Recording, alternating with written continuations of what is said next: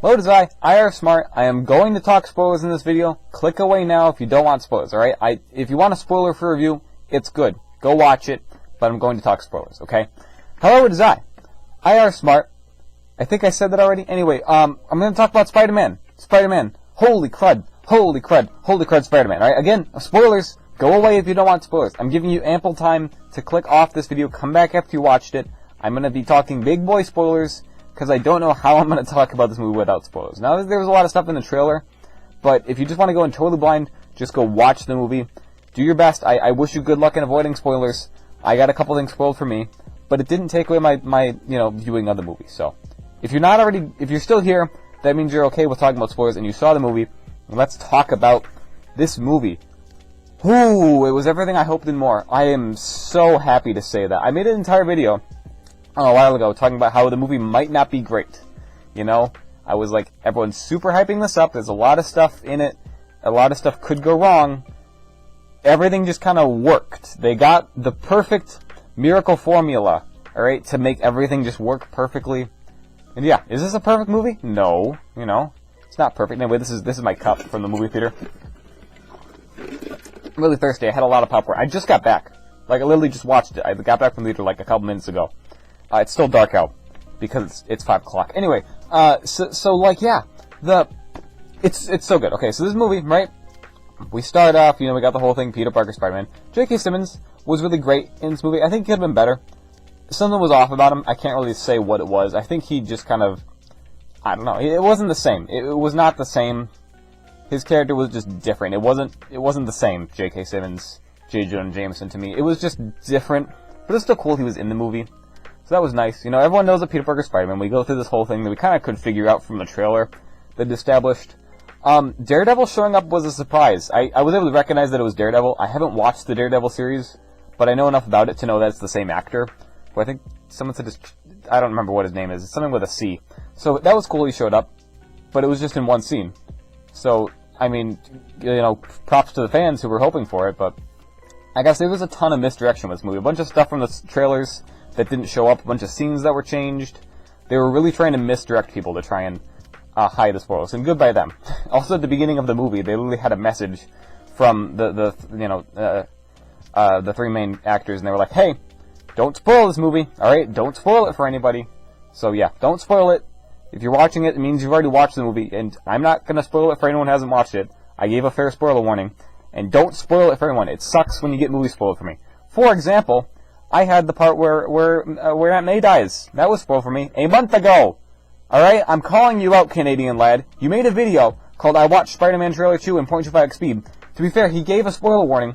However, he literally, like, a minute into the video, where I thought there's no possible way he could have any actual details about what's going to happen in the movie, he says, "This is what's going to happen, guys. I read a leak, and it says Aunt May is going to die." And I was so mad, and I'm still mad at him. Screw you, Canadian lad. You make stupid videos. I don't care that you watched a video in 0.25x speed. I am calling you out, because I am mad.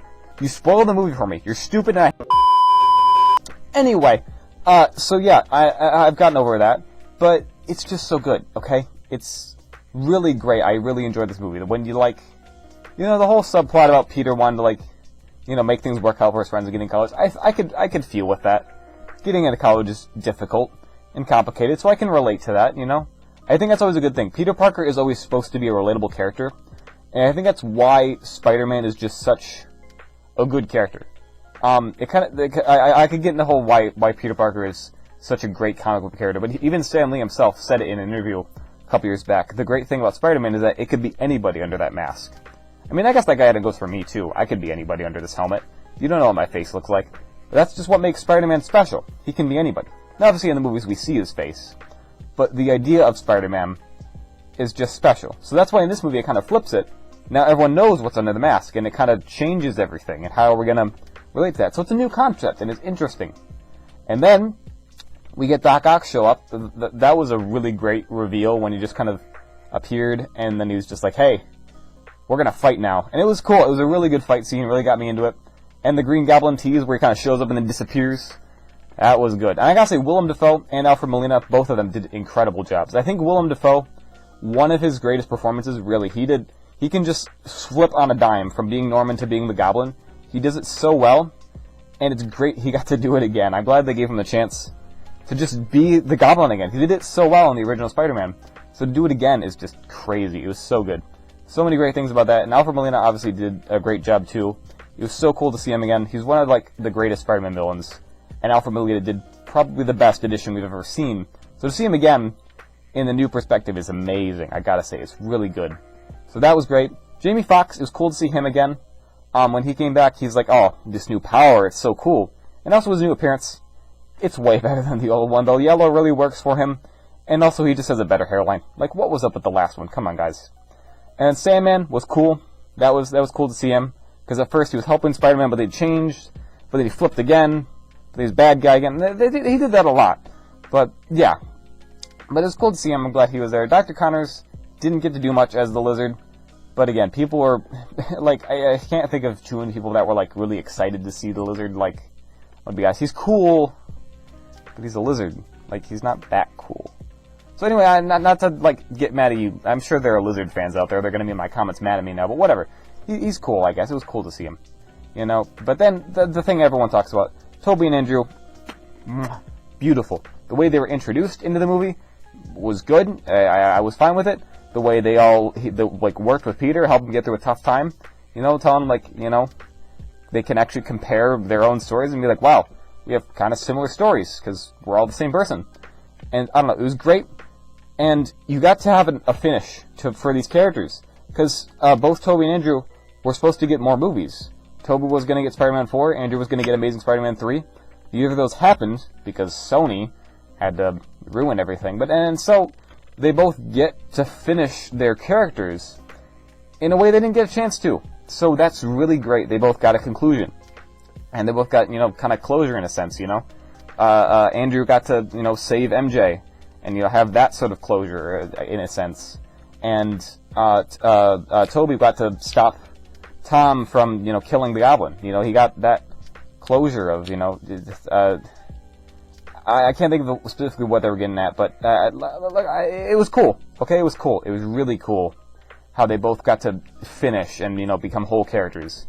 And it was great. And also, the three of them have amazing chemistry. I'm glad. I kind of could figure that 3 Spider-Mans all together at the same time would be cool. But the 3 of them worked together really well, and it was very fun to see them all together on camera. It was just, it's magical. Really, to watch them all swing around together with the Spider-Man theme playing, it's euphoric is the best way I can describe it. I was sitting in the theater just giddy, like, oh my goodness, this is... Takes you back, right? Takes you back to being a child, watching Spider-Man as a kid and being like, dude, look at that guy swinging around there. It's just like, it's beautiful. They beautifully crafted that they did with this movie. I know I'm being such an MCU fanboy right now, but this is the peak MCU right here. This is what it's all about. These are the moments you live for in the MCU. You drudge through something like Eternals and all this crap where I have to watch, like... I like the Disney Plus shows, but there's just so many of them. We've got so many of them.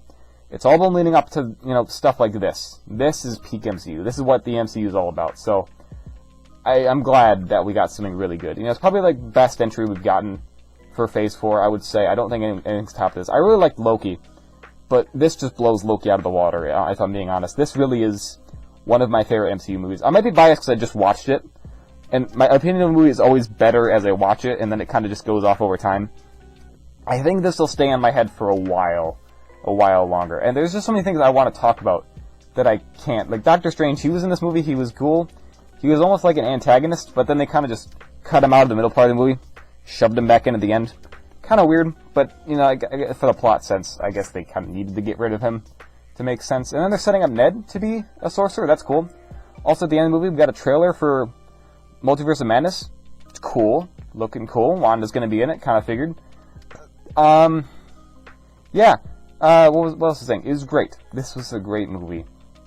What else happened? I like the the chemistry these guys had. When they just gave them a scene where they're all in their suits. They're all like, so wait, dude, you can like just shoot webs out of your wrist? How? How does that work?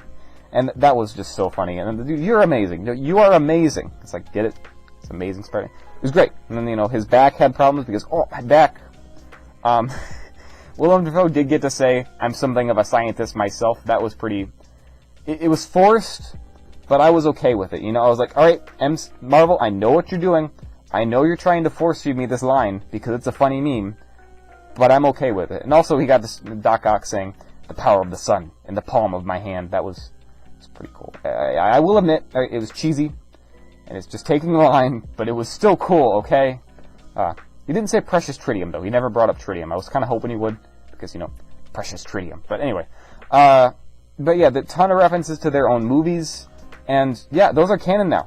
I'm really hoping they bring them to Disney Plus, because that'd be cool. Like, I have the DVD collection, but if they're just on Disney Plus, that's cool.